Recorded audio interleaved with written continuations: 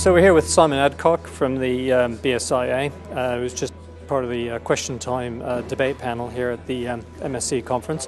What was the big point that came out of the question time debate for you? I think from our point of view, from the point of view of the BSIA,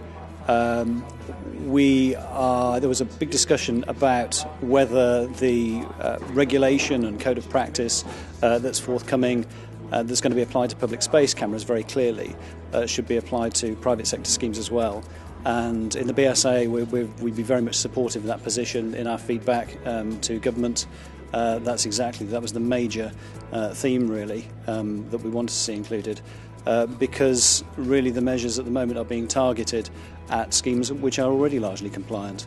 I'm not saying it's not valuable work, because I think, as Andrew Renison made the point, that the public confidence in CCTV is there. The public are supportive of CCTV, but that confidence is fragile. So I guess that's why they're starting with public space CCTV, to bolster that confidence. How fragile do you really think that public support for CCTV is, though? I mean, I think you made the point yourself in the question time debate that following the summer riots, confidence in CCTV has actually gone up. Well, I think that in itself is probably an indication that confidence is variable, because schemes weren't operated any differently during the riots to the way they were before. It was the same CCTV operated by the same people, but we had an opportunity to get some really good results, and thankfully we got those results. I mean, we'd like to get some figures at the BSA about the percentage of successful prosecutions in which CCTV was a contributory factor, but unfortunately the CPS don't keep that information, so we can't. But I think confidence is always going to be variable. I mean, the riots were, I suppose, a high point for CCTV, obviously a low point for the country.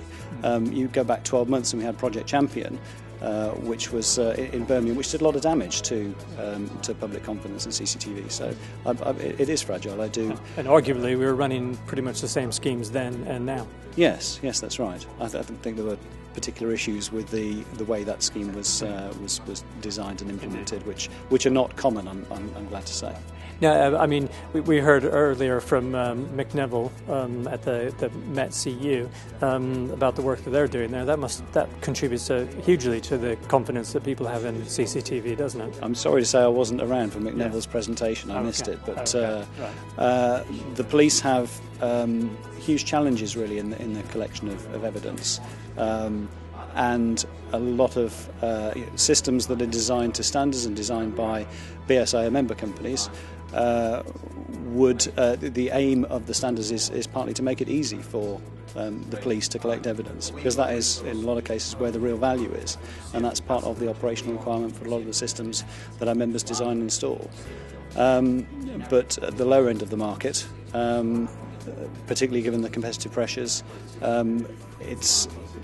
it's not necessarily something that is taken into account either by manufacturers or installers, and certainly it should be, and we're keen to see more regulation in that area, or at the very least keen to see that end users understand exactly what they're buying, and that if they're buying something that the police aren't going to be able to retrieve evidence from, that they know that. Now, do you think that you spoke about your support, the BSIA support for a universal registration scheme for CCTV? Do you think that this would help spread standards to the entire industry? Well, I do, because at the moment the organisation responsible, such as the Information Commissioner's Office and the Camera Commissioner when he's appointed, will have no idea of exactly how many cameras there are in the UK or where they all are. So ACPO, Graham Gerrard and Cheshire Police did a lot of work on mapping all the cameras in their area using their police community support officers, but almost as soon as they completed that work, it was out of date.